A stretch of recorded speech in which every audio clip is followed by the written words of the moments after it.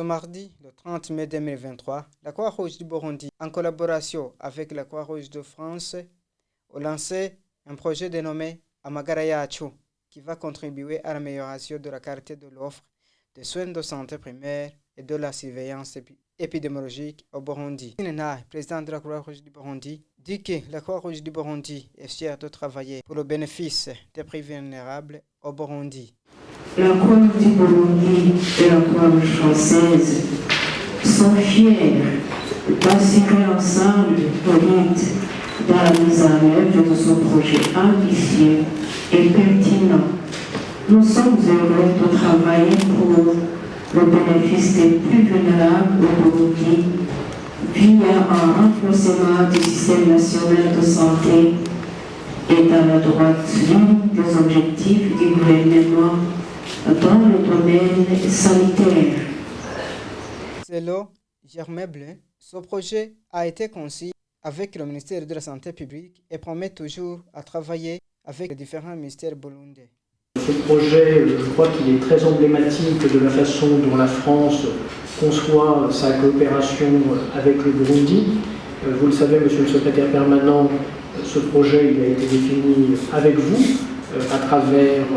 des processus d'aller-retour entre l'Agence française de développement, l'ensemble des partenaires du consortium, le ministère de la Santé publique et de lutte contre le sida et les autres partenaires, notamment le CNTS et l'INSP, de façon à ce que ce projet corresponde pleinement à vos attentes, à vos besoins, s'inscrive bien à la fois dans le plan national de développement du Burundi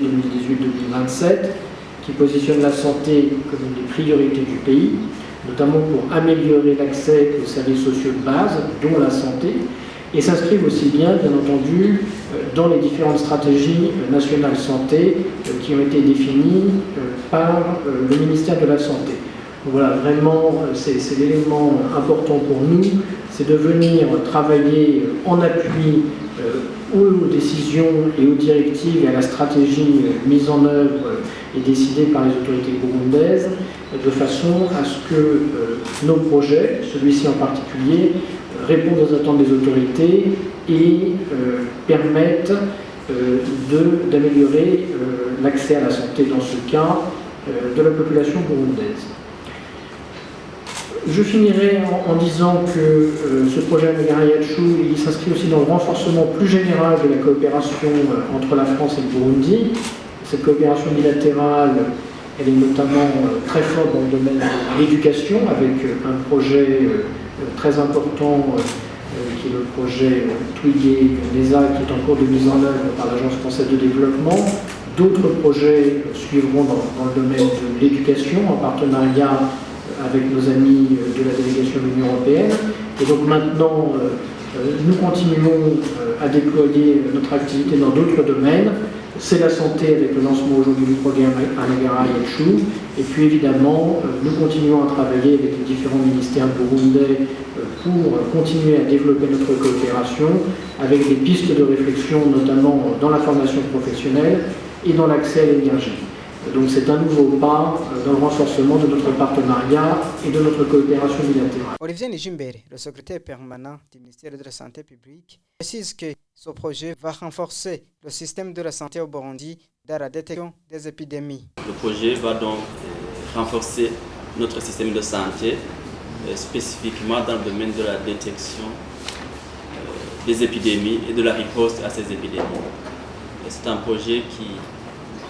trouve sa valeur dans le fait qu'il vient renforcer les ressources humaines en santé à travers l'expertise de plusieurs partenaires au développement qui vont assurer le transfert des compétences dans le domaine du laboratoire, de la détection, de la réponse aux épidémies, sans oublier l'installation et la maintenance des équipements qui étaient jusque-là assurés par des partenaires extérieurs. Vous saurez que ce projet va renforcer les capacités de la gestion de l'INSP,